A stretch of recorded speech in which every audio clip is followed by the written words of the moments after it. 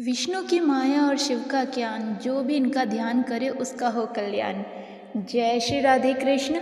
आप सभी को बैकुंठ चतुर्दशी की ढेरों शुभकामनाएं। हर साल कार्तिक मास के शुक्ल पक्ष की चतुर्दशी तिथि को बैकुंठ चतुर्दशी मनाई जाती है। इस दिन व्रत और पूजन के साथ कथा का पाठ करने से भगवान विष्णु और भगवान शिव प्रसन्न होते हैं और व्यक्ति को बैकुंठ धाम की प्राप्ति भी होती है। हिंदू धर्म में बैकुंठ चतुर्दशी का बहुत ही विशेष महत्व है। इस दिन जगत के पालनहार भगवान विष्णु और भगवान शिव की पूजा की जाती है।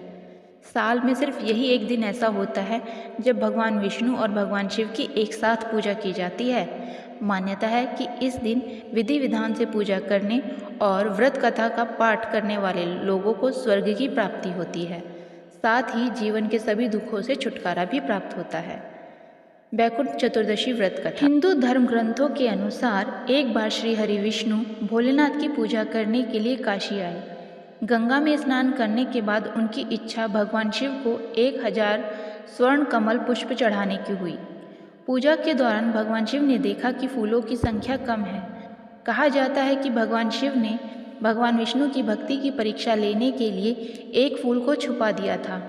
जब भगवान विष्णु को कमल का फूल नहीं मिला तो उन्होंने अपनी एक आंख भोलेनाथ को दान करने का विचार किया। क्योंकि विष्णु जी के नेत्रों को कमल नेत्र भी कहा जाता है, जब भगवान विष्णु अपनी आंखें चढ़ाने ही वाले थे तभी भगवान शिव प्रकट हो गए। उन्होंने उन्हें ऐसा करने से रोक दिया। श्री हरि का अपने प्रति प्रेम देखकर भोले बाबा बहुत प्रसन्न हुए।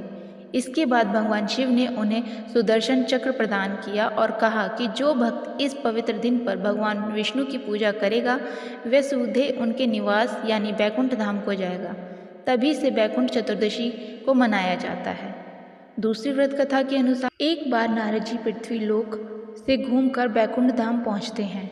भगवान विष्णु आदर पूर्वक उन्हें बिठाते हैं और प्रसन्न होकर उनके आने का कारण पूछते हैं। नारद जी कहते हैं, हे प्रभु, आपने अपना नाम कृपा निधान रखा है। इससे आपके जो प्रिय भक्त हैं वही तर पाते हैं, जो सामान्य नर नारी हैं वे वंचित रह जाते हैं। इसलिए आप मुझे कोई ऐसा मार्ग बताएं जिससे सामान्य भक्त भी आपकी भक्ति कर मुक्ति पा सके। नारद जी की ये बात सुनकर विष्णु जी बोले, हे नारद, मेरी बात सुनो। कार्तिक शुक्ल पक्ष की चतुर्दशी को जो नर नारी व्रत का पालन करेगा और श्रद्धा भाव से मेरी पूजा करेंगे उनके लिए स्वर्ग के द्वार साक्षात खुल जाएंगे। इसके बाद विष्णु जी जय और विजय को बुलाते हैं और उन्हें कार्तिक चतुर्दशी को स्वर्ग का द्वार खुला रखने का आदेश देते हैं। भगवान विष्णु कहते हैं कि जो भी इस दिन भक्त मेरा थोड़ा सा भी नाम का स्मरण करेगा, पूजन करेगा, वह सीधे बैकुंठ धाम को प्राप्त करेगा। बोलिए जय श्री हरि। बैकुंठ चतुर्दशी कथा 3। जब पापी धनेश्वर ब्राह्मण को हुई सीधे बैकुंठ धाम की प्राप्ति। धनेश्वर नामक एक ब्राह्मण था जो बहुत बुरे काम करता था। उसके ऊपर कई पाप थे। एक दिन वो गोदावरी नदी में स्नान करने के लिए गया। उस दिन बैकुंठ चतुर्दशी थी। कई भक्तजन उस दिन पूजा अर्चना कर गोदावरी घाट पर आए थे। उस भीड़ में धनेश्वर भी उन सभी के साथ में था। इस प्रकार उन श्रद्धालुओं के स्पर्श के कारण धनेश्वर को भी पुण्य मिला। जब उसकी मृत्यु हो गई तब उसे यमराज लेकर गए और नरक में भेज दिया। तब भगवान विष्णु ने कहा, यह बहुत पापी है, पर इसने बैकुंठ चतुर्दशी के दिन गोदावरी नदी में स्नान किया और श्रद्धालुओं के पुण्य के कारण इसके सभी पाप नष्ट हो गए, इसलिए इसे बैकुंठ धाम मिलेगा। अतः धनेश्वर को बैकुंठ धाम की प्राप्ति हुई। बोलिए जय श्री हरि। कथाओं का श्रवण करने के बाद लप्सी और तप्सी की कथा भी कही जाती है, तो चलिए हम आपको ये कथा भी कह देते हैं। लप्सी और तप्सी नाम के 2 भाई थे। तप्सी हमेशा भगवान की तपस्या में लीन रहता था, जबकि लप्सी रोजाना 1.25 सेर की लप्सी बनाकर भगवान को भोग लगाकर भोजन करता था। एक दिन दोनों भाई में बहुत लड़ाई हो रही थी। तप्सी बोला, मैं बड़ा हूँ, और लप्सी बोला, मैं बड़ा हूँ। इतने में वहाँ नारद जी आ गए। नारद जी बोले, आप दोनों क्यों लड़ रहे हो? लप्सी और तप्सी दोनों ने नारद जी से पूछा, हम में से कौन बड़ा है? नारद जी ने कहा, इस समय तो मैं जल्दी में हूँ, इस बारे में मैं आपको कल बताऊंगा। और यह कहकर नारद जी वहाँ से चले गए। दूसरे दिन जब नारद जी आए तो उन्होंने एक एक कीमती रत्न जड़ित अंगूठी उनके आगे रख दी।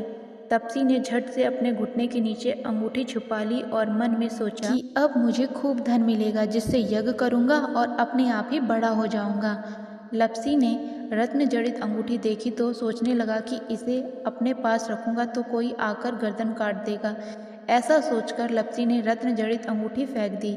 फिर नारद जी और तपसी से बोले कि तेरे घुटने के नीचे क्या है। तपसी ने घुटना उठाया तो वहाँ अंगूठी निकली। नारद जी बोले कि इतना भजन भाव करके भी तेरे मन में लालच है। तेरे से तो लप्सी ही बड़ा है और तुम्हें तुम्हारी तपस्या का फल भी नहीं मिलेगा। तपसी बहुत शर्मिंदा होकर नारद जी से माफ़ी मांगने लगा। तपसी बोला कि महाराज ये आदत कैसे छूटे और मेरा पाप कैसे उतरे, कृपया करके मुझे कोई उपाय तो बताइए। तो नारद जी ने कहा कि कार्तिक महीने में स्त्रियां कार्तिक व्रत रखेंगी और अगर वे अपना पुण्य तुम्हें देंगी तब ये पाप उतरेगा। तपसी बोला कि मुझे वे अपना फल कैसे देंगी। तो नारद जी ने कहा कोई गाय और कुत्ते की रोटी नहीं बनाएगा तो फल तुझे मिलेगा। अगर कोई किसी ब्राह्मण को भोजन कराकर उसे दक्षिणा नहीं देगा तो फल तुझे मिलेगा।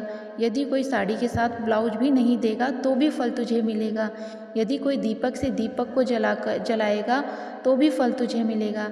इसी तरह से अगर कोई कभी कहानी सुने लेकिन तुम्हारी कहानी नहीं सुनेगा तो फल भी तुम्हें मिलेगा। कहते हैं उसी दिन से हर व्रत और कहानी के साथ लप्सी और तपसी की कहानी पढ़ने और सुनने की परंपरा शुरू हो गई। कार्तिक महीने में भी हर कहानी के बाद लप्सी तपसी की कहानी जरूर पढ़ी या सुनी जाती है।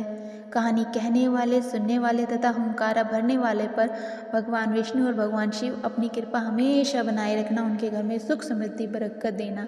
बोलिए विष्णु नारायण भगवान की जय। बोलिए भोलेनाथ की जय। हर हर महादेव। कहते हैं बैकुंठ चतुर्दशी की पुराणों के प्रमुख में से ये 3 कथाएं मिलती हैं, जिसके बारे में कहा जाता है कि इन बैकुंठ चतुर्दशी के दिन इन कथाओं का श्रवण करने या पढ़ने से 14,000 पापों कर्मों का दोष मिट जाता है। तो आपको ये कथाएं कैसी लगी कमेंट करके ज़रूर बताइएगा और वीडियो को लाइक ज़रूर कीजिएगा और चैनल को भी सब्सक्राइब कर लीजिएगा, क्योंकि इसी प्रकार की पूजा विधि कथाएं हमारे चैनल पर आपको मिलती रहती हैं।